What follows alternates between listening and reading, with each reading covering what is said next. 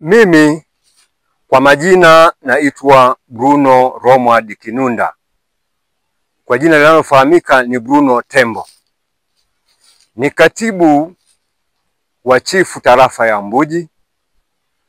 Pia ni mwenyekiti wa baraza la makumbusho, historia, mila na desturi ya Wamatengo wilaya ya Mbinga.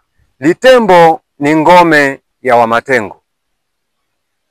Wamatengo hao ni mkusanyiko wa koo zipatazo 42 ambazo zilitokea huko na huko ndani ya nchi hii na nje ya nchi hii, ikiwemo kuna koo zilitokea Nyasaland Malawi, kuna koo zilitokea Nindi Msumbiji, kuna koo ambazo zilitokea ndani ya nchi hii sehemu ya Upangwa.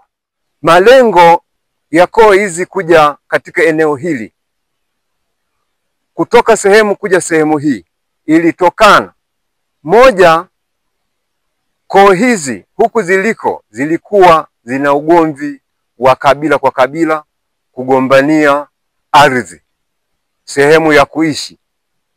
Wengine walikimbia vita ya nchi na nchi, wengine shabaha yao kubwa maeneo ya Litembo yalionekana ni sehemu moja maarufu ambayo yanaongoza kuwa na mapango mengi. Na hata hivi ilionekana maeneo ya Litembo Mbinga ilionekana ni sehemu ambayo yenye utando wa misitu minene mikubwa. Misitu hii ilikuwa ni manufaa makubwa kwa wazee hawa wa asili, kwa sababu misitu hii ilikuwa yanapatikana mahitaji ya chakula kama mizizi, matunda, wanyama, uwindaji wa wanyama. Wanyama wengi walikuwa wanapatikana katika maeneo hayo. Na vile vile Mbinga, Litembo Mbinga ni sehemu maarufu ambayo inaongoza mabonde mabonde makubwa ambayo yenye mito midogo na mikubwa. Mito midogo ilikuwa inatoa maji kwa ajili ya kunywa, matumizi ya kunywa. Mito mikubwa ilikuwa na matumizi ya uvuaji wa samaki ambazo zilikuwa zinaitwa samaki mbinda. Wazee hawa katika maeneo hayo ya Litembo, hii Litembo kwa sasa tunasema Mbinga. Wakati ule Mbinga ilikuwa inaitwa Litembo ilivyofahamika. Na Litembo hii ni sehemu moja iliyokuwa inaongoza mapango ambayo ni nyumba ya kwanza ya mababu hawa. Na nyumba ya pili walivyoongezeka ilikuwa ni vichaka vikubwa vikubwa, walikuwa wanaangalia sehemu yenye miti iliyotanda matawi makubwa na kichaka kimetanda, ndipo hapa walikuwa wanaishi. Nyumba ya mfumo wa pili ilikuwa ni nyumba ya kusimika miti. Nyumba ya tatu ilikuwa ya udongo, kujenga udongo mtupu. Nyumba ya nne ni nyumba ya matofali mabichi. Mfumo huu wa mwisho nyumba ya kisasa. Hivyo asili ya Litembo.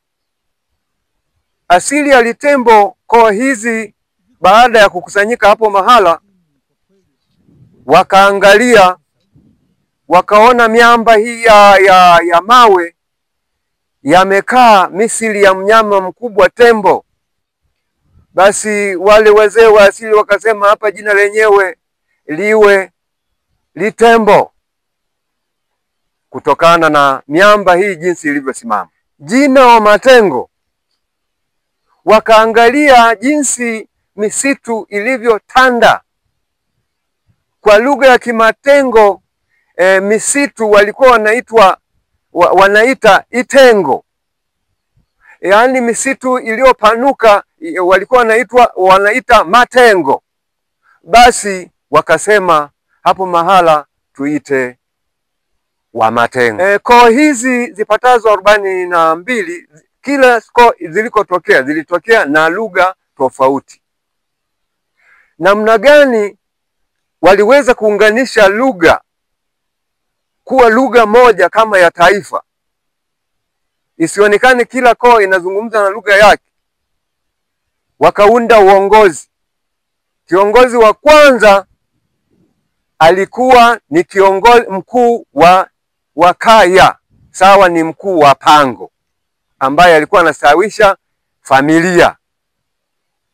Kiongozi wa pili alikuwa mkuu wa familia ya ukoo.